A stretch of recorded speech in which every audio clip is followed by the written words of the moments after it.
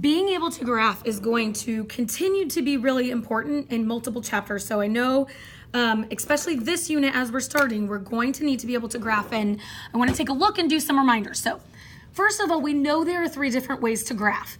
However, at this point, we've also talked about how to turn anything into y equals mx plus b format.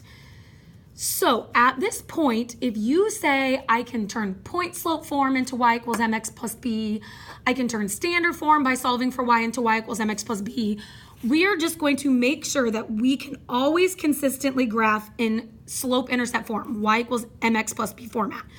So really quick, some reminders here. So let's just say we have something that's already in y equals mx plus b form. So maybe we have something like y equals 2/3 x minus 3. Okay, if we want to graph this, we need to find our 2 important pieces. We have m and we have b. M is always the number sitting in front of x. Okay, so when we look at this, our m equals 2/3.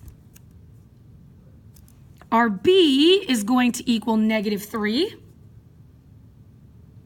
So if we want to graph this, we're going to start by going to -3 on our y-axis. Remember, our y-axis is always our vertical axis. So we're going to start by going to -3, okay, and making our y-intercept. Then from this point, not from anywhere else, from this point, you're going to hold your pen or pencil on the point you already made. This is going to tell you how many to count up or down, and the bottom number is telling us how many to count right or left. Okay, if it's positive, it's always up or right. If it's negative, it's always down or left. So because this is all positive, we're going to count up and right. So from this point, I'm going to count up 2 over 3. Now, it's going to be really important that we can get good lines, so we want to continue making multiple points. So I'm going to count up 2 over 3 again, up 2 over 3 again. Okay, this is going to be my line.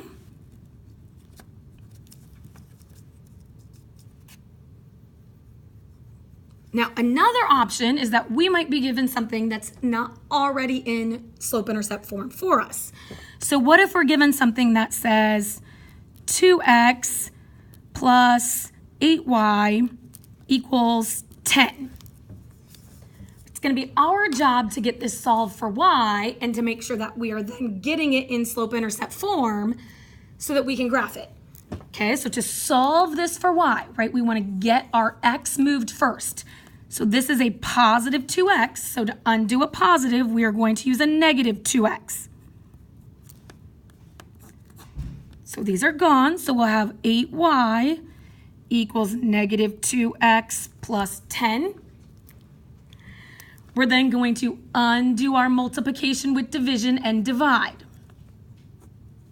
So we divide in all 3 places. This will say y equals negative 1/4 x. All right, if I reduce this, this would become 5 over 4.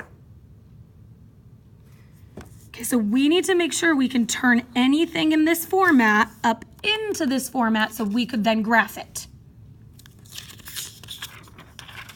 We should be able to graph our horizontal and vertical lines. So if we have y equals 3, you can either memorize which direction this goes, or we should know that this tells us we have a point on the y-axis at 3. So I'm going to go on my y-axis, which is my vertical axis, to 3 and make a point.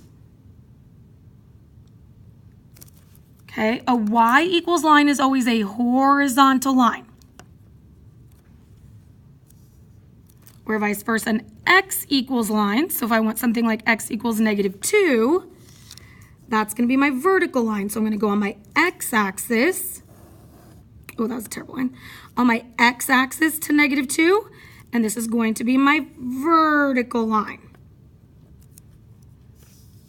Oops, sorry, didn't get that right. So x equals negative 2, my vertical line. Some quick last-minute reminders. If you have something like y equals 2x, remember, this is really y equals 2x plus 0, which means our m would equal 2 and our b would equal 0. If we have something like y equals x plus 3, there's really a 1 sitting in front of there, so this would say that our m equals 1 and our b equals 3. So I want you to go through and try and complete the worksheet with graphing on your own, and then when you have it finished, watch the next video to check your answers.